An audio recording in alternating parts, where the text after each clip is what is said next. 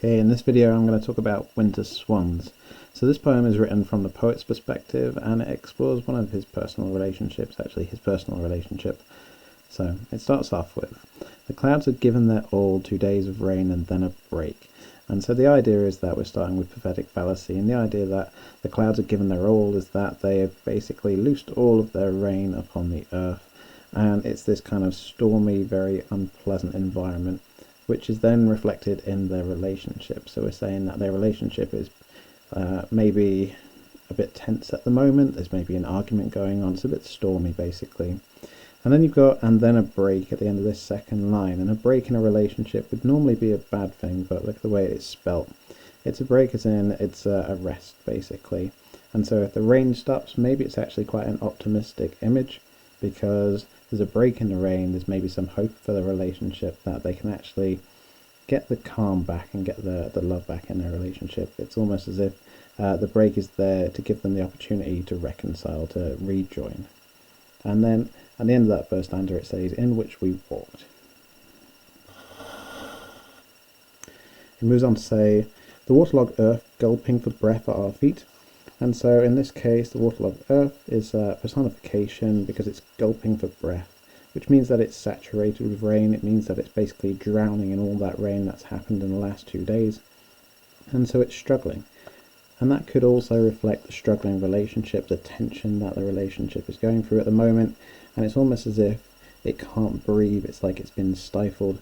And perhaps during this 2 days of rain, the couple were finding conditions stifling themselves, like they couldn't breathe because they were just in too much close proximity to their partner, and they need a little bit of space to be themselves. Afterwards, we've got gulping breath at our feet as we skirted the lake, silent and apart. So skirt is a really nice choice of verb here, and it not only suggests that they're avoiding the lake physically, as in they're just not walking into the lake, but also they may be skirting their issues, that they're not really talking about the problems, and so they're silent and apart, and it doesn't portray the a very nice relationship at the moment. They're a bit distant and they're not really talking to one another, so there are still some feelings that are lingering from this storm. It's not particularly pleasant at all. Afterwards then, in the third stanza we've got, until the swans came and stopped us with a show of tipping in unison. So the swans here essentially are a bit of imagery used by Shears, and you've got the perfect relationship between the swans, and it's maybe symbolic of the healing of the relationship between the poet and his partner. So the swans is used to portray a harmonious and successful relationship, and unison is that key word there. They're tipping in unison as if rolling weights down their bodies to their heads, which is a real contrast to the couple who are silent and apart. So in unison contrasts very nicely with the apart part in the previous stanza, and so maybe having these swans as an example in front of them is inspiring their reconciliation, for them to actually get over what issues they had in those 2 days of rain and to be able to get back to their loving and normal relationship. It moves on in the fourth stanza. They halved themselves in the dark water, icebergs of feather, pause before returning again like boats righting in the rough weather. So they halved, basically the swans separate from one another, and then he describes them with this metaphor, icebergs of white feather. And I like this metaphor. I think it works nicely.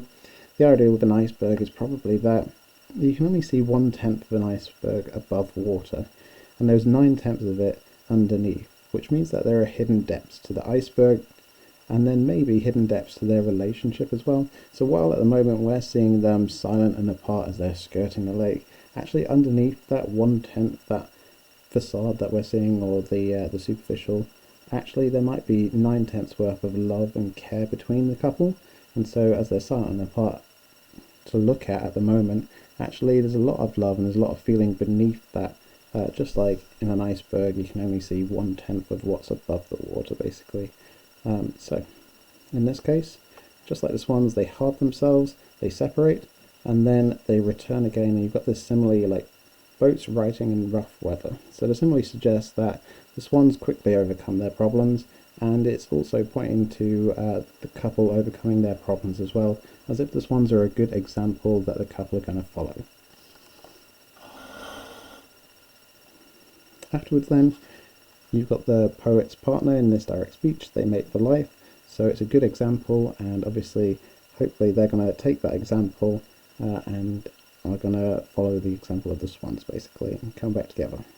You've got porcelain over the stilling water, and the stilling water, I picked on stilling rather than the metaphor of porcelain, because stilling, it suggests that it's becoming calm again, so it's been rough, it's been turbulent, and now actually it's getting a little bit better, it's calming down, the tension is ending, which is quite nice in terms of their imagery.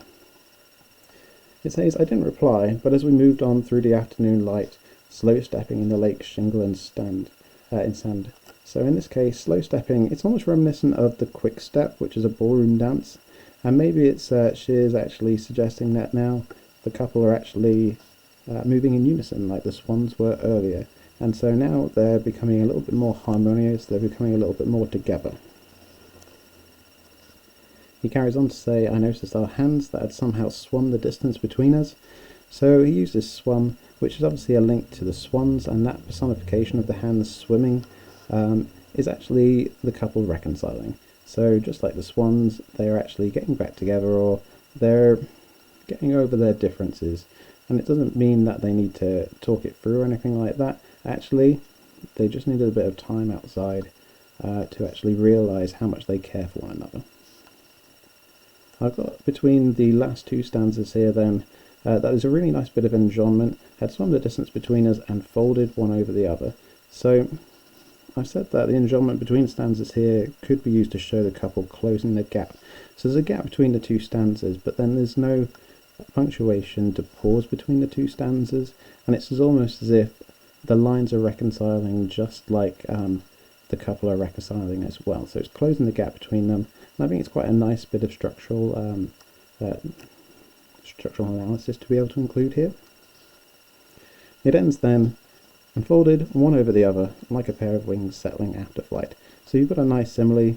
So during flight, wings are going to be quite frantic maybe, and they're going to be moving a lot, whereas actually after flight they're going to be calm. And so in this case, the couple are becoming calm, they're becoming harmonious, and they're holding hands, which is a really nice bit of imagery. And then perhaps he ends with a couplet.